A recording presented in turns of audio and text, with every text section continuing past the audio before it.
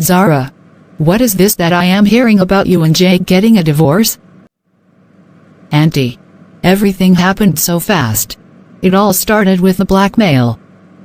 Which blackmail, Zara? A colleague at work was blackmailing Jake. Blackmailing him for what? What did he do that would warrant such action from a colleague? We broke the company policy. It's not allowed to work in his company as a couple. So, Jake and I.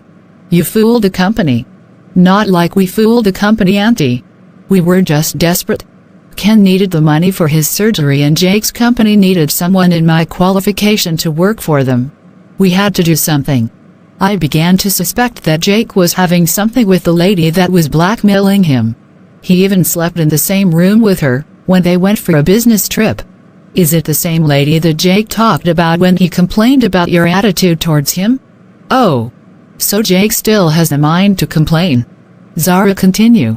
I'm not here for this. Jake had the mind to ask me to quit my job because of Rose's blackmail. Auntie, I graduated with first class, I did my master's and I'm a PhD holder in my qualification. Jake doesn't have half of the things I have acquired academically.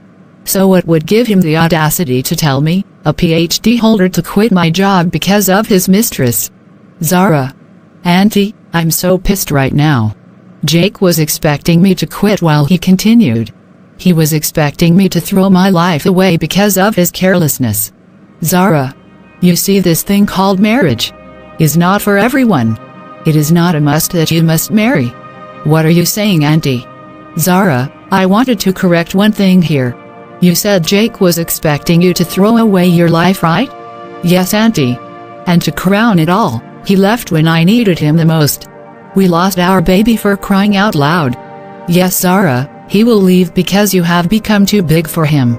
Like I said, marriage is not for everyone, but for those who has the capacity, beauty, qualifications and every other thing this generation fancies can take you to marriage. But character is what will keep you married. Zara, you have a bad character. Yes, if no one will tell you the truth, Zara, I will, because you are my younger sister's daughter and a daughter I never had. First, there is no qualification in marriage. Secondly, you are not wasting your life. Because love is sacrifice. Jesus Christ made the greatest sacrifice on the cross when he gave up his life for us to live. If you knew you wanted to pursue your career in life, why then did you say yes and I do to that young man? You should have just given up marriage and pursued your career. Zara, in marriage you are both the same. If you must stay married, you must be humble. Humility is not foolishness. You must be ready to adjust. Your home is not a battlefield. You are not trying to compete with a rival. Your husband is your glory as a woman who has made up her mind to be married. This is why most modern marriages fails. Because no one is ready to make sacrifices. Don't you know that as a woman, when you make sacrifices for your family, it is not considered as a waste, rather it is seen and considered as virtuous. If you are not ready to make sacrifices here and there in marriage, then you have no business getting married. What about the years I spent in school studying? Who said you cannot have it all as a woman? Who said you cannot rule your world and build your home? Who said you cannot set up a company with those qualifications that you have acquired? Zara. Zara, open your eyes to see that your home is on fire. The devil has succeeded you.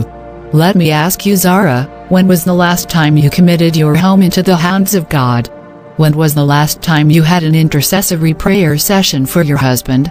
Instead of coming together as a couple to pray in this trying time, the both of you chose to fight and destroy your lives. Before I go back to my house, I want to leave you with this question, Zara. Why did you marry? Why did you get married? Zara, I want you to answer these questions within yourself. Don't tell me.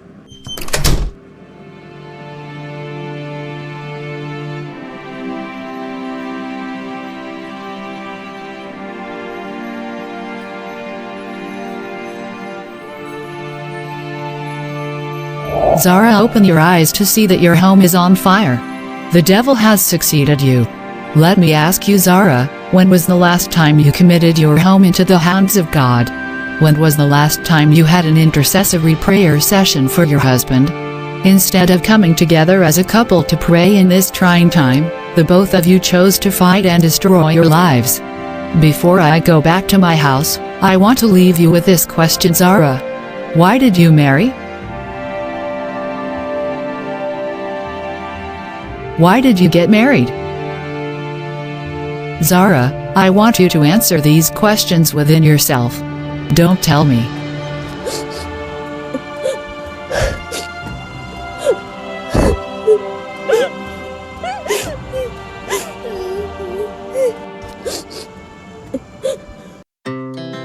Our hearts beat to the city streets.